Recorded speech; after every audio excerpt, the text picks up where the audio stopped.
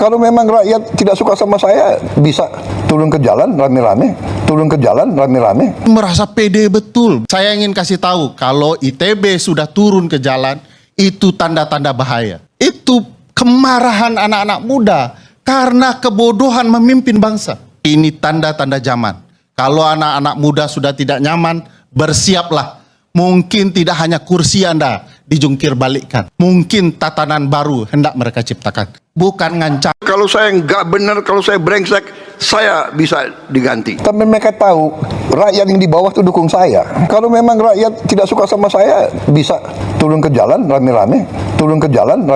Merasa pede betul. Saya ingin kasih tahu, kalau ITB sudah turun ke jalan, itu tanda-tanda bahaya. Itu kemarahan anak-anak muda karena kebodohan memimpin bangsa. Ini tanda-tanda zaman. Kalau anak-anak muda sudah tidak nyaman, bersiaplah. Mungkin tidak hanya kursi Anda dijungkir balikkan. Mungkin tatanan baru hendak mereka ciptakan. Bukan ngancam, hanya menakut-nakuti. Mau ganti saya, tunggu dong 2029. Sabar ya? Iya, sabar. Tapi istana beruntung, masyarakat sipil belum bersatu betul. Tapi ketika masyarakat sipil tahu bahwa ini adalah rekayasa politik, lalu dengan anak-anak muda yang beringas dalam intelektualitas mereka, mereka marah dengan intelektualitas mereka yang tidak dihargai. Mereka ini adalah kaum Brahmana intelektual. Mereka turun karena peradaban negara sedang rusak. Nanti kalau peradaban ini benar, mereka akan kembali ke pertapaannya, memperbaiki nilai D menjadi A itu. Sekarang mereka selesaikan dulu nilai D pemerintahan dari Prabowo Subianto. Kapan timbul perubahan? Ketika sekelompok renesan berdiskusi memperbaiki keadaan. Siapa mereka? Anak-anak muda pembaharuan. Kalau memang saudara perlu minta penataran, lapor ke Mendagri, nanti kita cari dana. Ya, kita yang akan bantu pemerintah daerah. Jangan malu-malu. Bukan untuk jalan-jalan, benar-benar untuk ditatar. Ya, kalau perlu ditatarnya para bupati, para kepala dinas di camp-camp tentara kalau perlu. Masih juga merasa pintar memformat kabinet masuk ke tidar. Betul. Untuk dilatih moral dan kualitas kabinet. Tapi belum sampai 100 hari sudah kemudian dipecat karena melanggar etik. Tapi ya itu tadi, karena memang menterinya Bapak itu kan asal mangap semua gitu kan, dari dulu kan gitu. Menteri desa kayak gitu, menteri koperasi kayak gitu. Semuanya kacau gitu. Bahlil ini yang selalu mulutnya itu asal enteng saja begitu kan. Kita ini kayak dianggap apa, kambing congek aja. Tapi saya minta kesabaran. Ada beberapa menteri yang agak di depan, agak beberapa menteri yang nunggu. Ini kayak permainan sepak bola, ya kan? Ada cadangan, pemain cadangan nunggu dulu.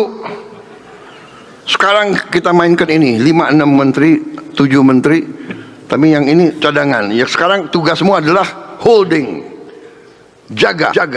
Masih juga merasa benar. 100 hari ada kekacauan. Ada menteri buat kebijakan, timbul kekacauan nasional.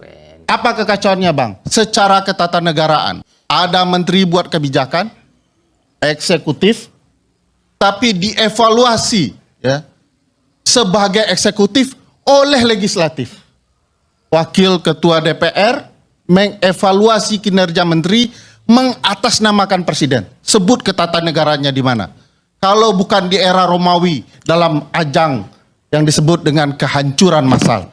Menjelang abad ke-14 ketika Romulus Ndasmu Augustinus memimpin Romawi dalam kehancuran. Ayat 4, perekonomian nasional diselenggarakan berdasar atas demokrasi ekonomi dengan prinsip kebersamaan.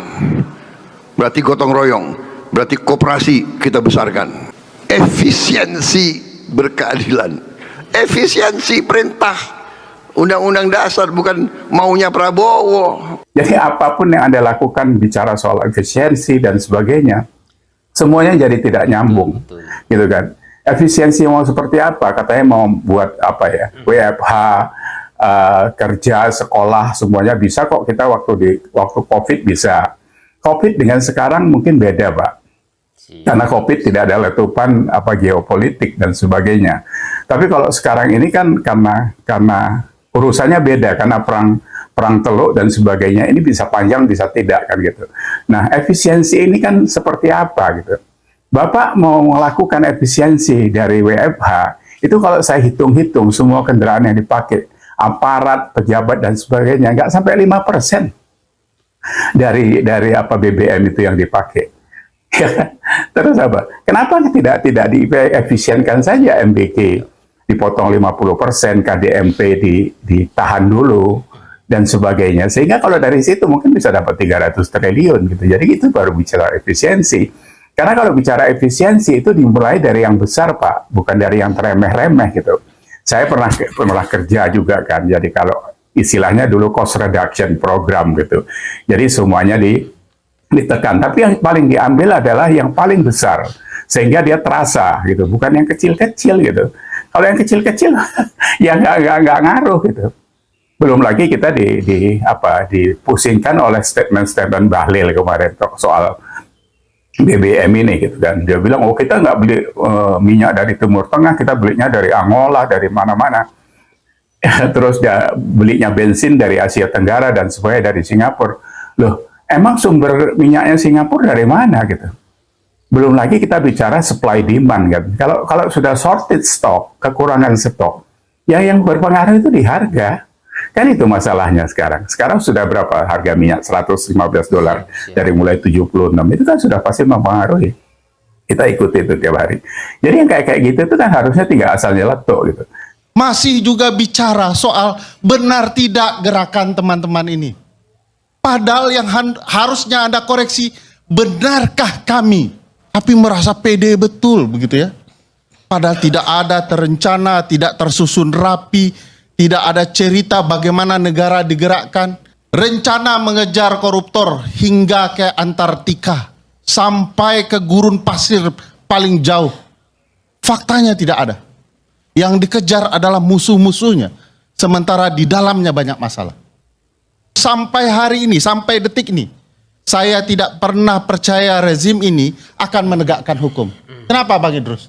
Alasannya sederhana. Lingkaran satu istana melanggar undang-undang. Mayor Teddy tidak sah menurut Undang-Undang TNI. Kabulok tidak sah menurut Undang-Undang TNI.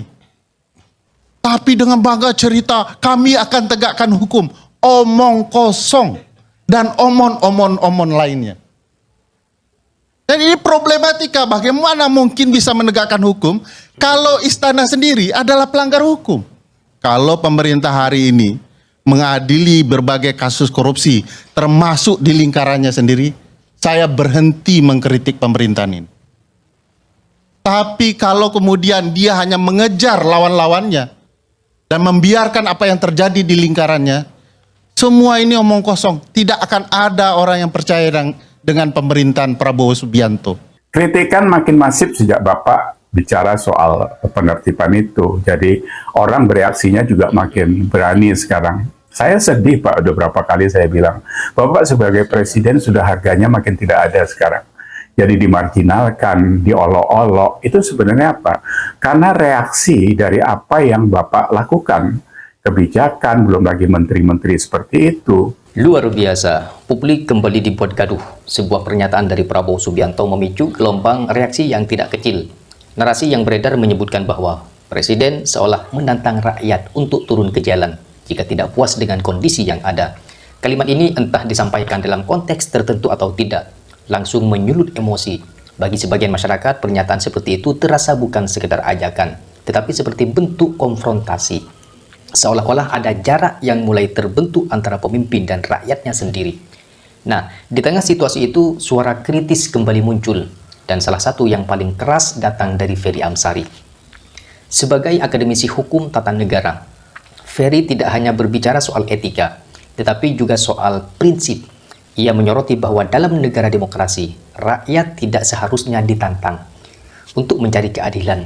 Nah, karena pada dasarnya, keadilan adalah kewajiban negara untuk memberikannya, bukan sesuatu yang harus diperjuangkan dengan tekanan. Lebih jauh lagi, kritik yang disampaikan Ferry Amsari ini menyentuh hal yang lebih sensitif. Ia mengingatkan bahwa kepercayaan publik terhadap pemerintah tidak bisa dibangun hanya dengan retorika.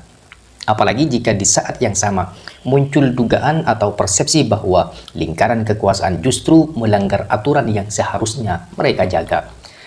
Nah, dalam narasi yang berkembang, bahkan muncul pernyataan keras yang menyebut bahwa pemerintah tidak lagi bisa sepenuhnya dipercaya. Ini bukan tuduhan ringan, karena kepercayaan adalah fondasi utama dari legitimasi kekuasaan. Ketika seorang pemimpin dianggap merasa paling benar atau merasa paling pintar, maka ruang dialog bisa menyempit. Kritik tidak lagi dilihat sebagai masukan, tetapi sebagai ancaman. Dan di titik inilah demokrasi mulai berada di wilayah yang rawan. Namun di sisi lain, tidak sedikit yang melihat situasi ini dari perspektif berbeda. Mereka menilai bahwa apa yang disampaikan oleh Prabowo Subianto mungkin adalah bentuk keterbukaan. Sebuah pernyataan yang ingin menunjukkan bahwa rakyat memiliki hak untuk bersuara, bahkan turun ke jalan jika diperlukan. Dalam pandangan ini, bukan tantangan yang disampaikan, melainkan pengakuan terhadap kebebasan berpendapat. Tapi sekali lagi, masalahnya bukan hanya pada maksud, melainkan pada bagaimana pesan itu diterima. Dalam politik, persepsi seringkali lebih kuat daripada niat. Nah, satu kalimat bisa ditafsirkan sebagai keberanian, tapi kalimat yang sama juga bisa dianggap sebagai arogansi. Dan ketika tokoh seperti Ferry Amsari menyampaikan kritiknya secara terbuka, itu menunjukkan bahwa ada kegelisahan yang tidak bisa diabaikan begitu saja. Bahkan ada kekhawatiran terhadap arah kekuasaan, terhadap cara komunikasi, dan terhadap hubungan antara pemerintah dan rakyat. Nah, pertanyaannya sekarang menjadi lebih besar. Apakah ini hanya kesalahpahaman komunikasi atau justru cerminan dari pola kepemimpinan yang mulai berubah? Sejarah menunjukkan bahwa banyak pemimpin jatuh bukan karena kurang kuat, tetapi karena kehilangan kepekaan. Ketika suara rakyat tidak lagi didengar, ketika kritik dianggap musuh, dan ketika kekuasaan merasa tidak perlu lagi menjelaskan dirinya. Disitulah jarak mulai melebar. Indonesia adalah negara demokrasi, di mana rakyat bukan objek, tetapi subjek. Bukan pihak yang ditantang, tetapi pihak yang harus dilayani. Jika rakyat harus turun ke jalan untuk menuntut keadilan, maka pertanyaan besarnya adalah di mana peran negara? Dan jika kepercayaan mulai luntur, maka yang dipertaruhkan bukan hanya citra pemerintah, tetapi stabilitas itu sendiri. Pada akhirnya, perdebatan ini bukan sekedar soal satu pernyataan. Ini tentang arah, tentang bagaimana kekuasaan dijalankan, tentang apakah pemimpin masih berdiri bersama rakyat atau mulai berjalan menjauh. Waktu yang akan menjawab. Namun satu hal yang pasti, rakyat tidak pernah benar-benar diam. Mereka melihat, mereka menilai, ketika saatnya tiba, mereka akan menentukan sikap. Nah, kepercayaan adalah pondasi utama sebuah pemerintahan. Tanpa kepercayaan, kekuasaan hanya menjadi struktur kosong, berdiri tetapi rapuh. Dan hari ini pertanyaan besar mulai muncul di tengah masyarakat. Apakah pemerintah masih layak dipercaya? Isu ini menguat setelah berbagai kritik tajam, termasuk dari Ferry Amsari yang menyoroti satu hal mendasar, dugaan bahwa lingkaran kekuasaan justru melanggar aturan yang seharusnya mereka jaga. Dalam negara hukum, tidak ada yang lebih berbahaya daripada ketika pelanggaran justru datang dari dalam kekuasaan itu sendiri. Hukum seharusnya menjadi pagar. Namun jika pagar itu dilanggar oleh orang-orang yang berdiri di dalamnya, maka yang runtuh bukan hanya aturan, tetapi kepercayaan. Pemerintahan di bawah Prabowo Subianto kini berada di bawah sorotan. Bukan hanya soal kebijakan, tetapi soal integritas, soal bagaimana kekuasaan dijalankan, dan apakah masih sejalan dengan prinsip hukum yang adil. Narasi yang berkembang di publik semakin keras, bukan lagi sekedar kritik biasa, tetapi mulai menyentuh inti. Apakah pemerintah benar-benar berpihak pada hukum, atau justru bermain di batasnya? Ketika masyarakat melihat adanya indikasi pelanggaran, baik itu konflik kepentingan, keputusan yang kontroversial, atau dugaan penyalahgunaan kekuasaan, maka rasa percaya perlahan mulai terkikis. Dan kepercayaan yang hilang tidak mudah untuk dikembalikan. Ferry Amsari dalam berbagai pernyataannya mengingatkan bahwa kekuasaan harus selalu tunduk pada konstitusi. Tidak boleh ada pengecualian, tidak boleh ada standar ganda. Karena begitu hukum mulai diberlakukan berbeda tergantung siapa yang melanggar, maka keadilan berhenti menjadi prinsip dan berubah menjadi alat. Namun di sisi lain, ada juga suara yang mengajak untuk tidak terburu-buru untuk menyimpulkan bahwa tudingan harus dibuktikan, bahwa proses hukum harus berjalan, bahwa tidak semua kritik berarti kebenaran mutlak. Dan itu benar. Dalam negara demokrasi, kita tidak bisa mengandalkan persepsi. Kita butuh bukti, kita butuh transparansi, kita butuh penjelasan yang terbuka dari pemerintah itu sendiri. Tapi justru disinilah tantangannya. Ketika klarifikasi tidak cukup jelas, ketika komunikasi terasa tertutup, ketika jawaban tidak menjawab, maka ruang kosong itu akan diisi oleh kecurigaan. Dan kecurigaan jika dibiarkan bisa berubah menjadi ketidakpercayaan yang luas.